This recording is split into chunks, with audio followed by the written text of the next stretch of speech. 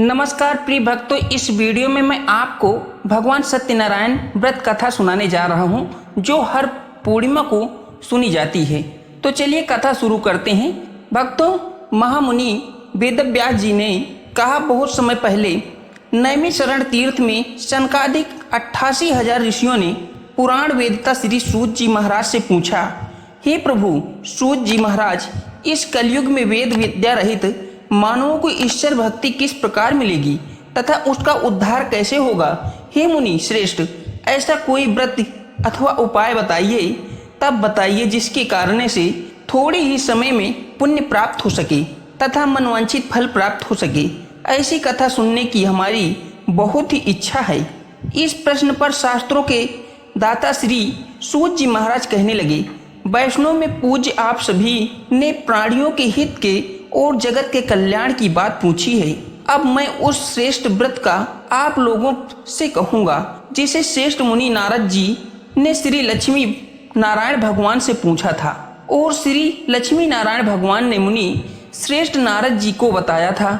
आप सभी श्रेष्ठ गण ये कथा ध्यान से सुने। मुनि सुनो, ये सत्य कथा सब काल ही होवे, महासुखदायी, भवताप हरे और मनोरथ पूर्ण की, सुख संपत्ति की अधिकारी, अति संकट में दुख दूर की, सब ठोर कुठारो, मैं होत सहाय, भगवान महात्म है। इसमें अपना काल में फल और जनाई मुनि श्रेष्ठ नारद दूसरों के कल्याण हेतु सभी लोकों में घूमते हुए एक समय मृत्यु लोक में आ पहुंचे। बहुत सी योनियों में जन्मे प्रायः सभी मुनियों को अपने कर्मानुसार अनेक कष्टों से पीड़ित देखकर उन्होंने सोचा कि किस यत्न से करने की निश्चय है प्राणियों को कष्टों का निवारण हो सकेगा।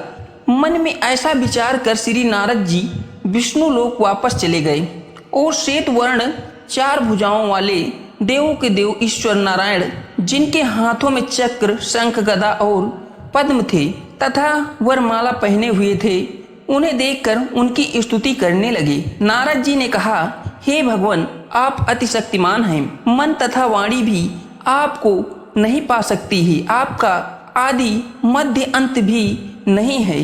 आप निर्गुण स्वरूप सृष्टि के कारण भक्तों के कष्टों को नष्ट करने वाले हो। आपको मेरा सत सत प्रणाम, सत सत नमन।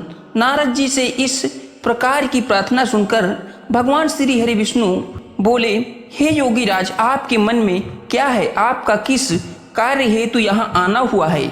निसंकोच कहें।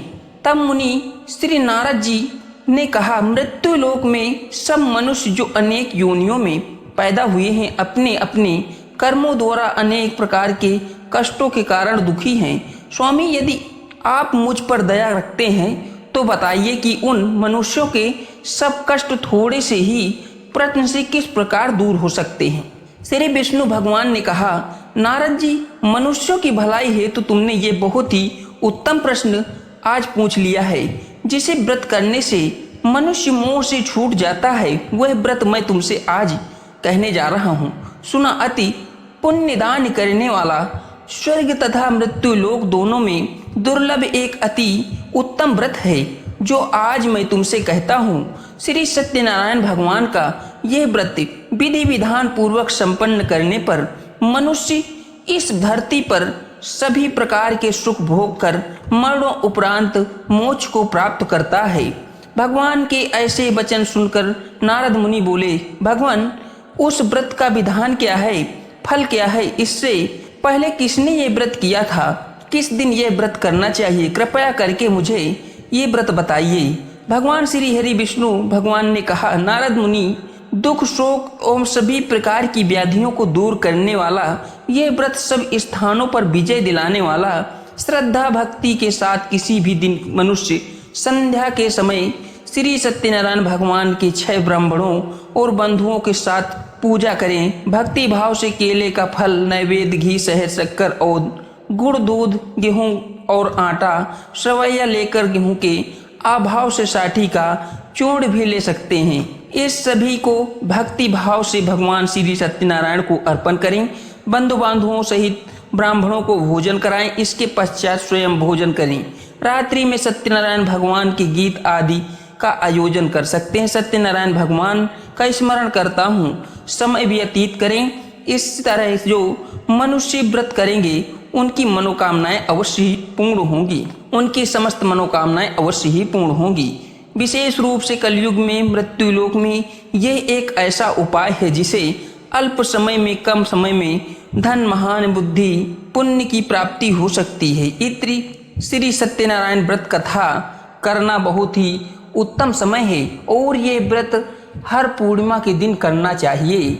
इस व्रत को पूर्णिमा के दिन जरूर ही करना चाहिए और इस व्रत की कथा अवश्य ही सुनना चाहिए, जिससे आपके समस्त दुखों का अंत हो सके और मानव जीवन में आपका कल्याण हो सके। आप लोग भी इस व्रत का स्मरण करके, रसपान करके भगवान सत्यनारायण की पूजा आराधना करें और इस पूर्णिमा के दिन ही भगवान सत्यनारायण का आशीर्वाद प्राप्त करें।